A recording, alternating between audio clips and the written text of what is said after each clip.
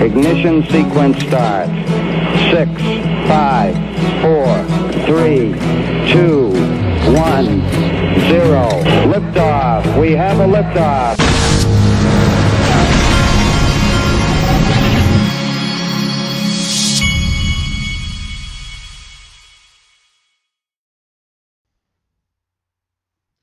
Hey everybody, this is the Digital Asset Investor, and I forgot to tell you a little story about my 7-year-old.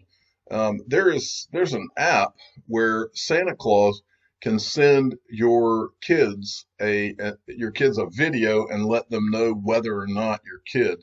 It's called PNP, Portable North Pole. Well, my 7-year-old received a video. Basically, these videos that Santa Claus will send you, your child will tell them whether they've been good or not, whether they're on the good or the bad list. So my 7-year-old gets a video from Santa Claus telling him that he is on the good list. And my 13-year-old got a video telling him that he was on the bad list because he had been picking on his brother.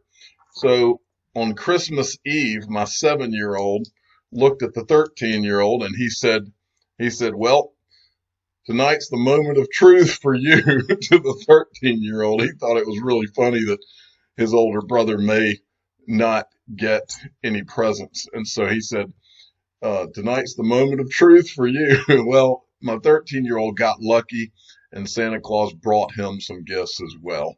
So everything ended up okay. But anyway, all right.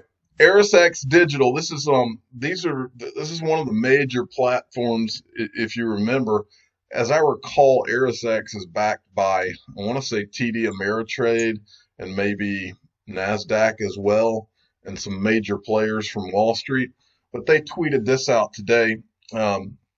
Wait, not today. This is from December 17th. I thought it was today because I had not seen it. But it said, after a busy year of infrastructure and technology development, team building, and collaboration with regulators, we are pleased to close the year out by bringing our innovative platform for digital asset spot and regulated futures trading to life. And I replied to them, because I haven't in a while, when will you be adding the greatest digital asset ever created, XRP? These guys, apparently, they've got somebody at the helm who's anti-XRP because they won't even talk about XRP. They're like Gemini, same type deal. They won't even speak about XRP. So anyway, this is worth asking them about if you haven't already. And then there was this came out today from Uphold. What are your predictions for crypto and blockchain in 2020? Let us know and we'll retweet our favorites.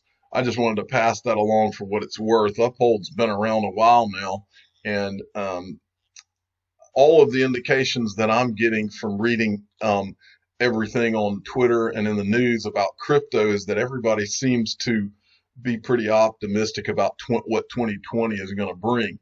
Speaking of people that are optimistic, Ripple has been probably more active than just about anybody on Twitter in the last week or so. They have been tweeting out all sorts of interesting information and videos and articles, and I know for sure that they are very optimistic about 2020 just because they pretty much said it. But this is a tweet they tweeted out today.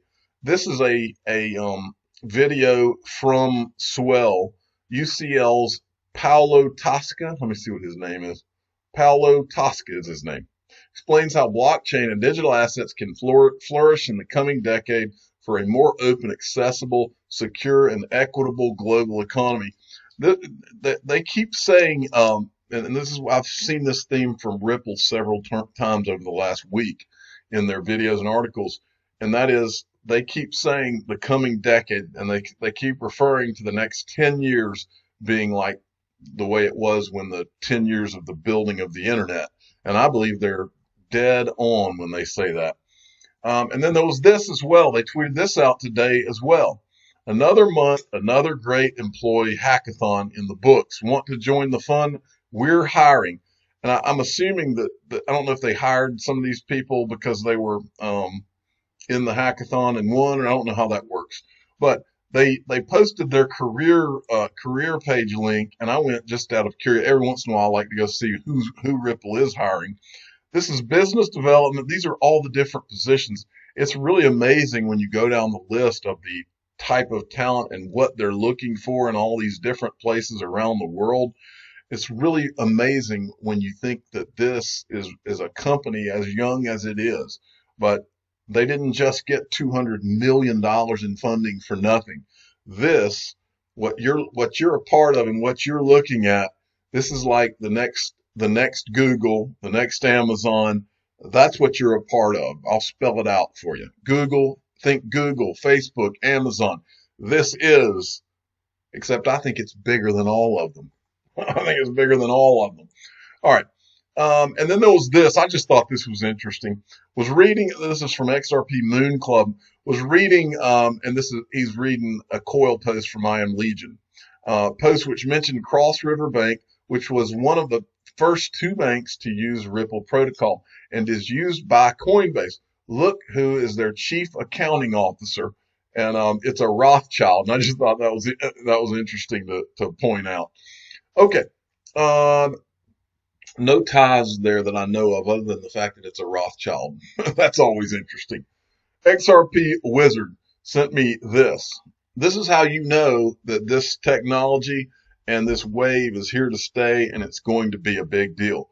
Rwanda Blockchain School to launch in 2020 for devs professionals. The Africa Blockchain Institute, ABI, will open Rwanda's ostensibly first blockchain school in 2020, offering 5 new courses for local developers, professionals, and policymakers. In an interview with Cointelegraph on December 26th, ABI Executive Director, bottom line is this is one of the first of many blockchain schools that are going to be opening over the next year, 2 years, 3 years. You're going to see that this is going to be a big deal. I would bet you that by the time my kids are in college, that blockchain will just be one of the majors that you can choose from, blockchain tech or something to that effect.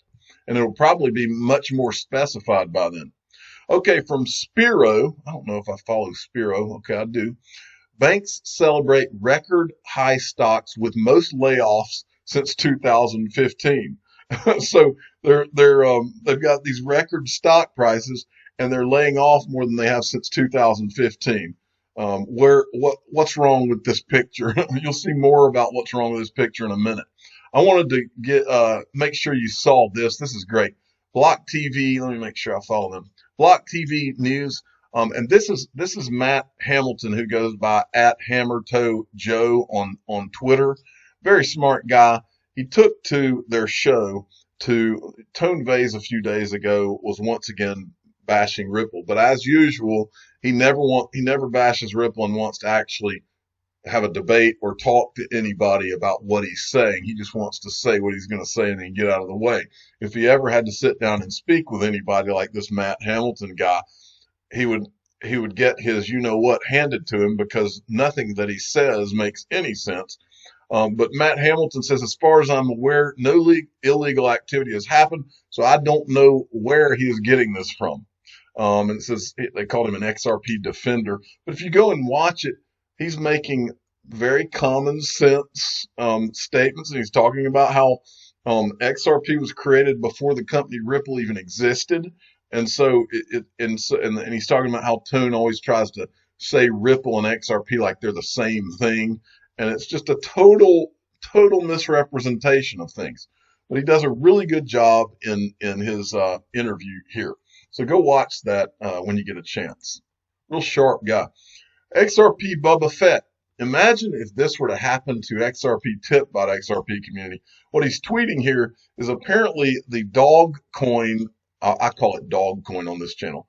The dog coin. They have their own Tip-Bot, which I didn't even know they had one, but they're shutting their Tip-Bot down.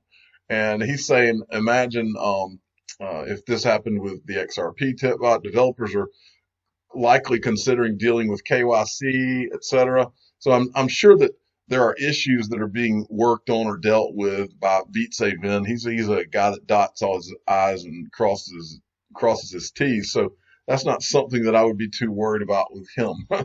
And then Gregory Manarino, see, I do follow him. The Fed is expanding its balance sheet at the fastest pace since the financial crisis. This right here, and that's a zero hedge article. But look at the QE that we had. This is like financial crisis or after the financial crisis. They pumped all this money in so that we could pretend to get out of the financial crisis. They did QE1, QE2, QE3, and you'll notice how everything has kind of gone downhill since they didn't do the QEs. And now they know they're in a position where if they don't do a bunch of money printing and all of this, that the economy is about to collapse because it lived off of the fumes of these QEs from about 2014 to 2019. And now they know that the fumes are running out. And so they're having to pour it back in. And so it's just a nightmare.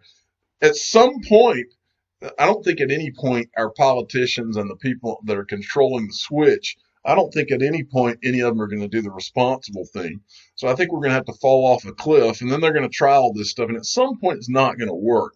And when it doesn't work, then you're going to see the real slaughter. CS May sent me this, and this is interesting. We are starting to see, I mean, if there's anything I'm seeing leading up to 2020 and New Year's, the theme, besides Ripple being extremely positive, the theme is that every central bank in the world and every government in the world is getting their regulations in order. It's like they're putting the cherry on top, signing off on everything, and that their central banks are in the process of getting ready to or starting to issue their own digital assets. France to test its central bank digital currency in Q1 2020. It's not some time down the road in 10 years, in 2020. And then finally, you've got this from EU Blockchain. Merry Christmas to all. France's top financial regulator has published new rules regarding the licensing of digital asset service providers, DASPs, as well as guidelines for applying for non-mandatory license and informing the AMF about internal cybersecurity practices. I'm the digital asset investor. I'm not an investment advisor. This is for entertainment purposes only. Please subscribe and hit the like button and tell your friends and family that all of these central banks are getting on board. I mean, they're about to issue their own digital assets. We know right now we've got China and we've got the Bahamas, and now we're being told that France in Q1 of 2020 is going to, what did they say? They're going to test the issuance. Thank you for listening.